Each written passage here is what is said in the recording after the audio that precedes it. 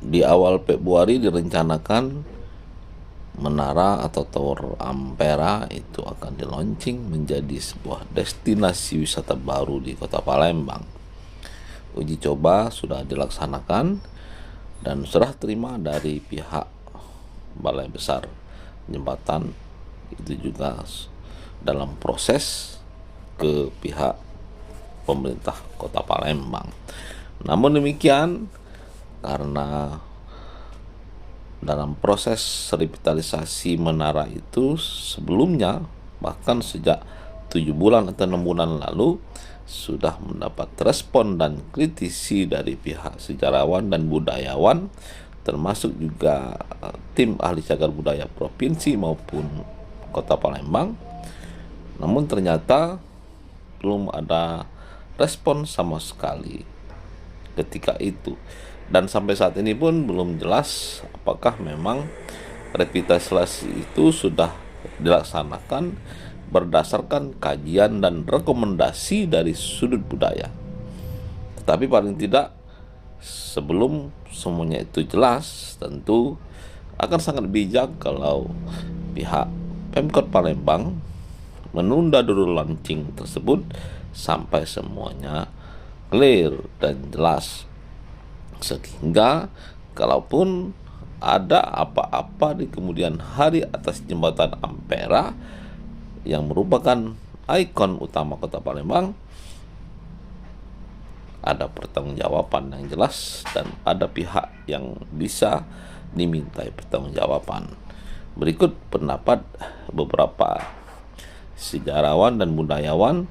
Ada Dr. Dedi Irwanto dari Unsri, juga ada Dr. Kandidat Kemas Adi Panji, anggota TACB Kota Palembang, dan juga budayawan Febri Alintani.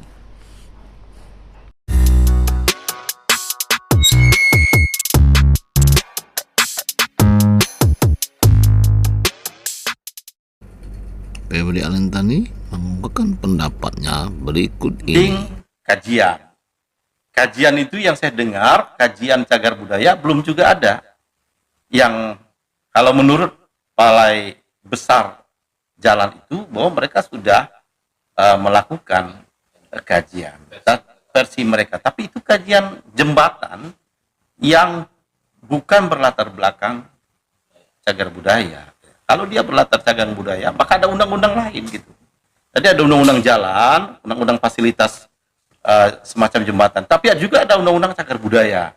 Nah, yang ini yang undang-undang cagar budaya ini saya kira belum maksimal diimplementasikan oleh Balai Besar Jalan. Satu, dari pihak Balai Besar Jalan, kita berharap mereka mendengarkan ini dan kemudian merespon ini secara baik lah ya. Dan ajaklah kembali kawan-kawan dari AMPCB Tipali Cagar Budaya ini dan juga pihak pemerintah kota untuk berdialog dan duduk satu meja. Nah, pemerintah kota juga selayaknya juga bertanya kepada kawan-kawan tim ahli cagar budaya di Kota Palembang untuk bagaimana menindaklanjuti ini sehingga kelar. Jadi nanti ketika launching itu tidak ada lagi yang protes. Sebaiknya begitu. Karena ya TV juga bagian dari pemerintah Kota Palembang kan. Harusnya kan mereka mendengarkan itu. Kasarnya itu kan teka gitu. Balai Besar Jalan ini tidak bantah gitu ya. Kita sudah ingatkan, sudah kritisi. Saya ingat betul waktu itu kita mengkritisi dua hal. Satu, kita mengkritisi rencana pembangunan rumah sakit Akagani, ya, untuk dijadikan 2 lantai.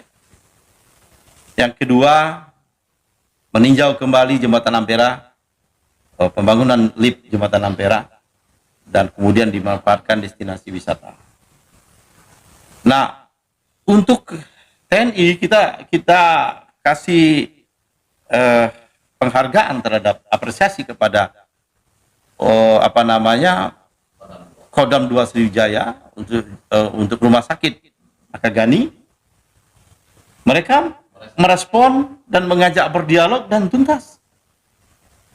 Artinya kalaupun mereka mau bangun silakan, tapi kita awasi gitu. ternyata nggak jadi gitu ya. Kalau yang ini Ke jalan terus.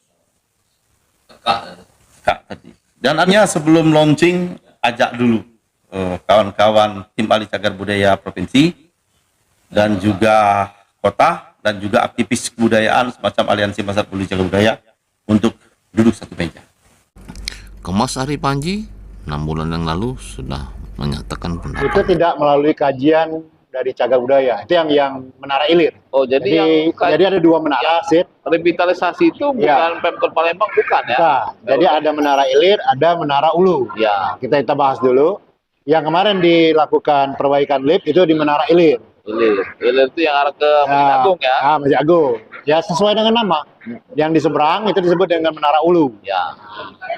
Saat ini, hari ini akan dilakukan perbaikan yang kedua. Ya. Kelanjutan dari yang pertama.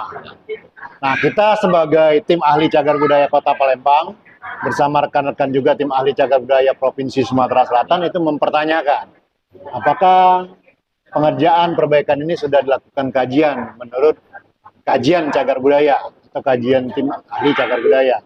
Ternyata pada waktu itu tidak. Yang itu yang pertama ya? Yang pertama, tidak. Alhasil terjadi pro dan kontra.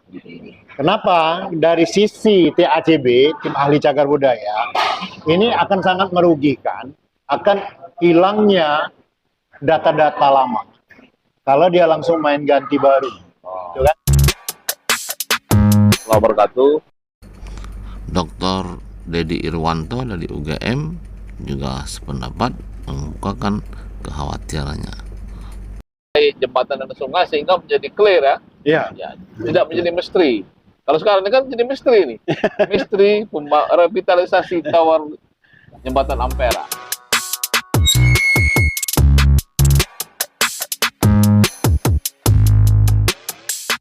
Warahmatullahi wabarakatuh.